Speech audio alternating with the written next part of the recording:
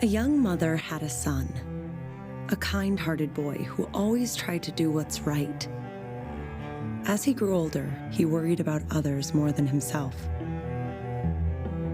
Whenever he saw anyone suffering, he tried to heal and comfort them, but more people became sick.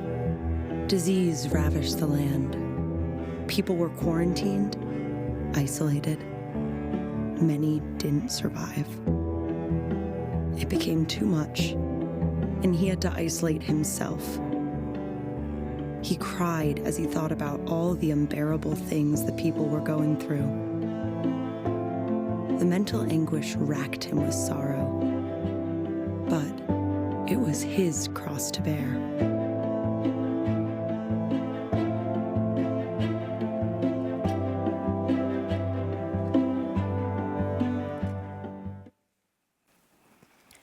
In 1985, there was a woman about my age who was walking home from a dentist appointment in New York City when something horrific happened. A massive crane atop one of the skyscrapers broke loose and fell free and plunged several stories down to the ground, landing on poor Bridget, crushing her legs and pinning her to the sidewalk. Rescue workers arrived and they worked feverishly to try to free her from this crane.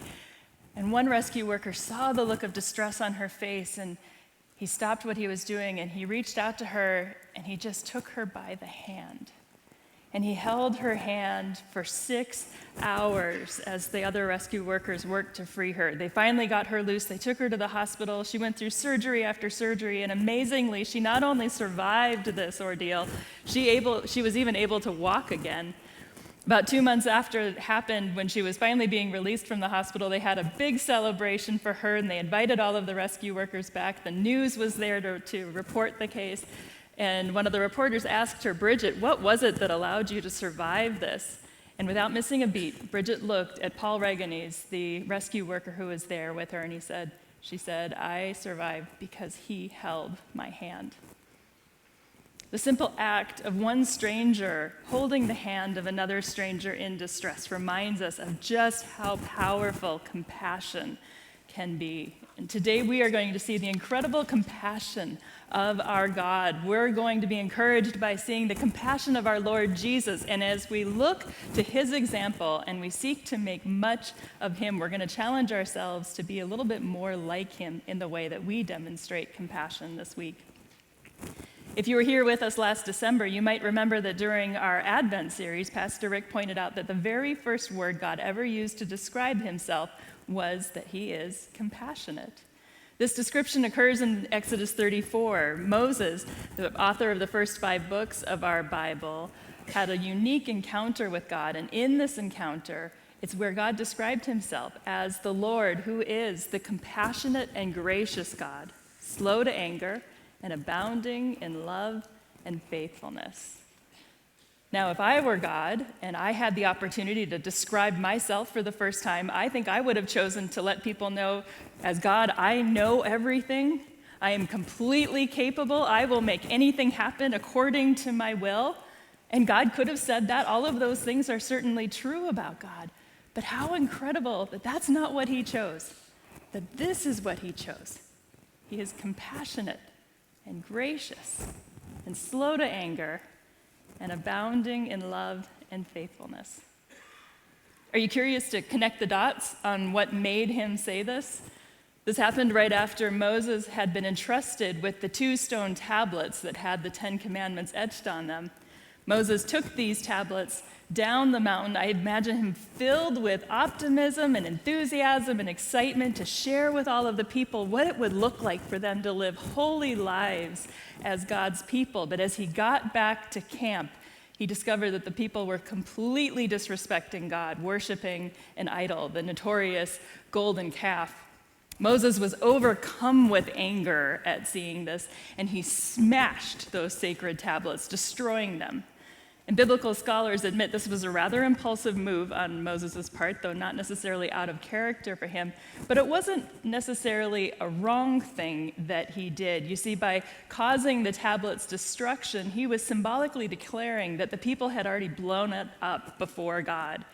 He was in essence saying to them, if you will not regard the law of God, you don't deserve to have it. Now, I'm willing to go out on a limb and say it's unlikely that any of you have ever destroyed a precious object given to you directly by God, but we still can relate to Moses in this feeling, I think, because I bet you have had that experience of maybe some kind of a mountaintop experience filled with optimism. You feel close to God. You feel like you're ready to live your life for Him. You want others to live your life for Him. And then you get a gut punch of reality. And all of that optimism comes crashing down. Well, here's what happened in the story. God and Moses dealt with the immediate crisis at hand. Consequences were experienced and changes were made. But the issue of the smashed 10 Commandments and all that they represented still remained. So the Lord said to Moses, "Chisel out 2 stone tablets like the first ones, and I'll write on them the words that were on the first tablets, which you broke." Don't you love that? Like God saying, just in case you think I don't know how this happened, bucko. Be ready in the morning, and then come up on Mount Sinai. Present yourself to me there on top of the mountain. Does this remind you of a time maybe as a kid when you broke something and your mom or dad said, "Go wait in your room and we'll talk about it in a minute"? What does your stomach feel like in that moment?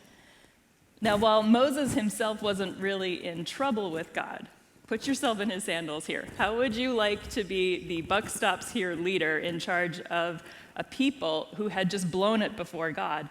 And now you're heading out to have a one-on-one meeting with God to talk about the aspect of the story that you are responsible for. Well, here's what happened. So Moses chiseled out 2 stone tablets like the first ones and went up on Mount Sinai early in the morning as the Lord had commanded him, and he carried the 2 stone tablets in his hands. Then the Lord came down in the cloud and stood there with him and proclaimed his name, the Lord. And he passed in front of Moses, proclaiming, the Lord, the compassionate and gracious God, slow to anger and abounding in love and faithfulness, maintaining love to thousands and forgiving wickedness, rebellion, and sin." God had seen what the people did, and he had seen what Moses did. He handled everything justly, but in this tender moment, this first documented occurrence of God putting a description of himself into words, it's like he's saying, in essence, "Moses, I get it. I saw all that happened. And I want you to understand that regardless, my love for you, my love for the people, always stands." That's great news for us about who God is. And it gets even better when you fully understand all that the Bible means when it talks about God being compassionate. You know, compassion is one of those words that I think all of us probably feel like we have a general idea of what it means. We might describe it as being something similar to empathy, of entering into someone else's pain. And there's certainly an aspect of that that is essential to compassion, but there's more to it. You might remember last December when Pastor Rick talked about God being compassionate. He pointed out to us that in Hebrew, the word for compassion is derived from the word for womb. It's the idea of that kind of visceral connection that a mother has for her child. It's to feel something deep in your gut. When my first baby was a newborn, he spiked a fever, and we ended up back in the ER. And when the nurses went to go take a blood sample and that needle poked him and he let out that wail, I wanted to cry too. And as soon as they were done, I practically launched myself over to scoop up my baby in my arms and comfort him. And that's what Moses understood God to be meaning, that depth of feeling. It's that ache that we mothers feel when we hear our kiddos cry or when they're a little bit older and they have their hearts broken. Compassion is also what fuels good parents when our little ones melt down in frustration and they just clearly need some grace. So we hold them close as they fall apart. This is the compassion of our God. He gets us. Even when we're at our worst, he holds us close as our compassionate and gracious God, slow to anger and abounding in love and faithfulness. But for every one of us who might say, well, that sounds great, but it feels theoretical because I can't really see God. We can look to Jesus, who is the one who is both fully man and fully God, to see God's compassion modeled for us in human form. You see, the Son of God became our Emmanuel, which means our God with us in the person of Jesus. Jesus, as God, retained the perfection of God's attributes, including his compassion, and yet he was also fully human. So he knew what it was to experience hunger and disappointment and pain and loneliness. And yet he also knew what it was to love and to laugh and to feel empathy. He gets us because he was one of us. And that's a big reason why we can confidently trust him. In the book of Hebrews, it talks about this being why Jesus is the ultimate mediator for us, between us and God. Jesus is our great high priest. And I love the way that the Message translation puts it, referring to the beauty of Jesus as our representative. It says, when he came before God as high priest to get rid of the people's sins, he would have already experienced it all himself, all the pain, all the testing, and would be able to help where help was needed. And then a couple of chapters later, it encourages us to lean into this compassionate goodness, saying, now that we know what we have, Jesus, this great high priest with ready access to God, let's not let it slip through our fingers. We don't have a priest who is out of touch with our reality. He's been through weakness and testing, experienced it all but the sin. So let's walk right up to him and get what he is so ready to give. Take the mercy. Accept the help. I want to take you next to a passage in the Gospel of Matthew to see more of how Jesus displayed compassion so that we can learn from him. We're going to just consider it now initially, and then we're going to come back to this verse a little bit later on, because like a great movie or a really good book, if we enjoy the time for some backstory and a little bit of character development, we're going to get that much more out of it. This is Matthew chapter 9, verses 35 and 36. Jesus went through all the towns and villages, teaching in their synagogues, proclaiming the good news of the kingdom, and healing every disease and sickness. When he saw the crowds, he had compassion on them, because they were harassed and helpless, like sheep without a shepherd. Now, with this first reading, we can already see some great things about Jesus here. We see that he was all about teaching and proclaiming the good news and healing the sick. And when he saw the crowds of people who were increasingly coming to him for help in all of their needs, he had compassion on them. But if we're going to be people who are fully devoted to Jesus, if we want to let him be our guiding authority, if we want to base our identity in what he did for us, and importantly for this message, if we want what he did to be what drives our activity so that we can love others in the same way that he loved, we need to observe and learn all that we can from what he did. So what I'm going to walk you through next is a great tool for accomplishing exactly that. This is a great tool for growing in your discipleship. Whenever you want to have a better idea of what Jesus would have done in a certain situation, look at all of the verses that depict him doing that and see what you can glean from those. So on our aim to discover how Jesus showed compassion, a good place to start is to go to a concordance, which is like the index in the back of most paper Bibles, and look up every verse that has that word in it. Or if you're more of a digital person, a great Bible study website like BibleGateway.com is really slick. Just Google compassion and Jesus and see the verses that it comes up for you. I did that prep work for us. And besides the passage that we just read, there are 5 additional stories in the gospel that speak specifically about the compassion of Jesus. And rather than me just telling you what I've gotten to learn about this, I'd like you to work through these verses with me so that you too can have the joy of discovering these good things about Jesus in real time. And so as we quickly glance through these next 5 verses, put on your detective cap. See what you can observe about the compassion of Jesus. And the references are already listed on your handout, so don't feel like you need to scramble to write them down. After the verse we already saw, the second occurrence of Jesus' compassion is in Matthew 14:14. When he went ashore, he saw a great crowd, and he had compassion on them and healed their sick. The next one happens right before the feeding of the thousands with the bread and the fish. I have compassion on the crowd because they have been with me now 3 days and have nothing to eat, and I'm unwilling to send them away hungry lest they faint on the way. The story after that is the story of the 2 blind men who were on the road, and they heard that Jesus was passing by, and they called out to him, asking for him to have mercy on them and to come and restore their sight. You might recall this story when Pastor Otis mentioned it in his Palm Sunday message. Jesus had compassion on them and touched their eyes, and immediately they received their sight and followed him. Fifth is in Mark 6. When he went ashore, he saw a great crowd, and he had compassion on them because they were like sheep without a shepherd, and he began to teach them many things.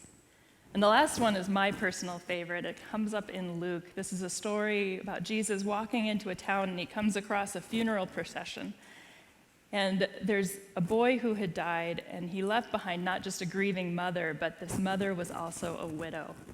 And when the Lord saw her, he had compassion on her. Another translation says, his heart went out to her. And he said to her, do not weep. And he said this because in the very next verse, he brings her boy back to life and gives him back to her. Our Jesus is amazing. Well, now that we've quickly seen each case of where it's recorded for us that Jesus felt compassion, each example of his heartbreak, the next step in this kind of a study is to ask ourselves, what were the kinds of things that caused his heartbreak? What compelled him to feel compassion? And then secondly, what did he do about it? So first, the circumstances. In both Matthew 9 and then later in Mark 6, Jesus had compassion on the crowd because they were like sheep without a shepherd. And I'll say more about that in a little bit, but in essence, it means that he sees and he has compassion for people who are spiritually vulnerable. In Matthew 14, his compassion was for the sick. In the miracle story of feeding the thousands, his compassion is for those in physical need, the people who were hungry, the people who had come to learn from him. In Matthew 20, in the story of the blind man, Jesus had compassion on those who were living with disabilities and as a result were social outcasts. And then finally in Luke 7, Jesus' compassion for the grieving widow demonstrates his heart for the emotionally distraught. If you want to be a fully devoted follower of Jesus, if you want your heart to break for the same things that broke his heart, this is the list of what Scripture tells us those things were. These are the kind of things that, like a mother aching for the needs of her child, made Jesus' heart hurt. If you, like many of us, have ever felt uncomfortably vulnerable, be comforted knowing that Jesus cares. If you've ever been among those of us who have been ill to the point of just wishing it would all end, know that Jesus aches with you. If you've ever lacked what you needed in life, be reassured to know that Jesus provides. If you feel unwanted or unseen, Jesus sees you. If you've ever felt so sad that you couldn't breathe, his heart breaks for you. He gets us. He gets us because he was one of us. He knows how we feel. He feels that compassion for us. But because compassion is not just a feeling, it's more than a feeling. If empathy is entering into someone else's pain, true compassion goes beyond empathy and takes action to relieve someone's need or pain. So let's look at those verses again, and now on our second way through them, let's answer that second question that we had. What did Jesus do when he felt compassion? And then so now I want you to notice in each verse that expresses Jesus feeling compassion, he doesn't just feel it, he does something about it. When he went ashore, he saw a great crowd, and he had compassion on them, and he healed their sick. I have compassion on the crowd because they've been with me now 3 days and have nothing to eat, and I'm unwilling to send them away hungry, lest they faint on the way. So he miraculously fed them with the bread and the fish until they couldn't eat another bite.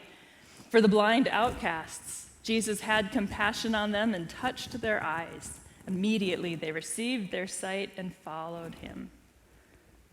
When he went ashore, he saw a great crowd, and as he had compassion on them because they were like sheep without a shepherd, and he began to teach them many things. And for that poor, grieving, widowed mother, he told her not to weep because he gave her back her son. Friends, Jesus never saw someone and just ached for them for a little bit and then went about his day. He never stopped and encountered someone and said, "Oh, you poor thing, that's just awful," and then looked at his watch and got off to his next appointment. I find this both deeply beautiful and also deeply convicting, because it is easy to see something tragic, to see someone hurting, and be filled with genuine sympathy for them, and have all kinds of good intentions, thinking, I should send that person a card, or I bring them a meal, or maybe I can go and do something that would help, and then get busy or distracted and never quite get to it, or by the time you do get to it, it almost feels awkwardly too late. I think most of us have been there at some point. I know I feel inadequate in the way that I always follow through on my compassion, and my point right now is not to lay a guilt trip on any of you or on myself, but rather than completely let us off the hook, let me turn the heat up on it just a little bit more, because to the hurting person, does unexpressed compassion feel compassionate? This was the main point of one of the most famous teaching stories that Jesus ever told. In the parable of the Good Samaritan, located in Luke chapter 10, the whole point was not to be like the first two people that noticed a severely injured man lying in the street and then just to keep going about their duties, but to be like the Samaritan who saw the man lying there, who it says was the one who had compassion on him, and then who used his resources to address the man's immediate needs so that he could get back on his feet again. This is the kind of action that Jesus points us to see what it looks like for us to show compassion in a way that pleases God. Now, I could easily spend another half hour talking just about compassion in the Good Samaritan story, and I'm not going to do that. Rather, here is an opportunity for you to practice some good spiritual formation this week and enjoy reading Luke chapter 10 for yourself. See all that you can pull out from this parable about compassion.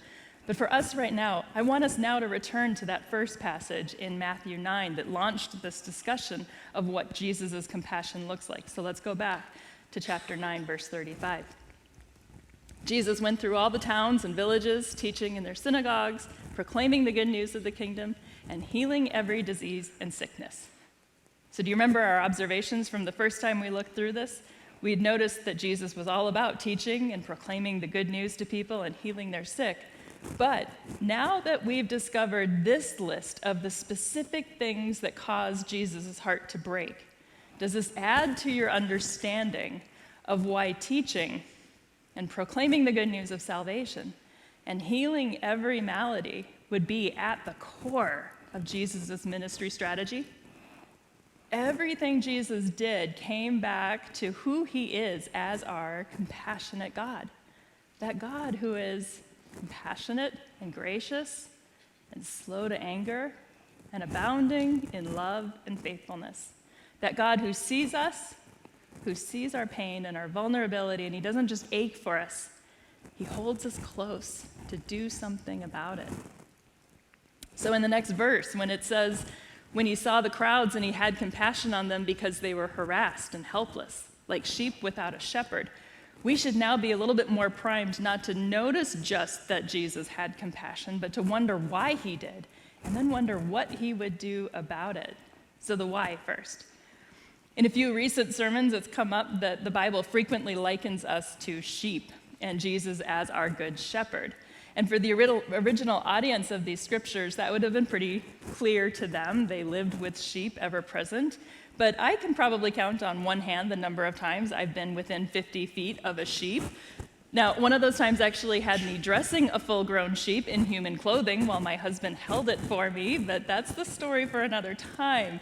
The point is, we might not fully appreciate the importance that Jesus was feeling here for people described as being sheep without a shepherd. Now, those of you who have been in church a long time have probably heard several sermons explaining that sheep are rather dumb and defenseless creatures, and they depend on their shepherd to provide for their needs and to keep them safe. But what Jesus is talking about here is something a little bit different. And for that, we need to go see something in the Old Testament. Because you see, leaders all the way back to the early history of God's time were likened to shepherds. In fact, shepherding is the most frequent analogy given for good leadership. We began this message looking at a story about Moses. And when Moses died, they appointed his successor, a man named Joshua, to be leader of the people so that the Lord's people will not be like sheep without a shepherd. Sound familiar? From the beginning, God intended for his people to be both the recipients of compassion and also the givers of it. He wanted his people to be led by wise, compassionate people. And he put people like Abraham and Joseph and Moses and David in key positions of leadership to watch out for and to care for the people.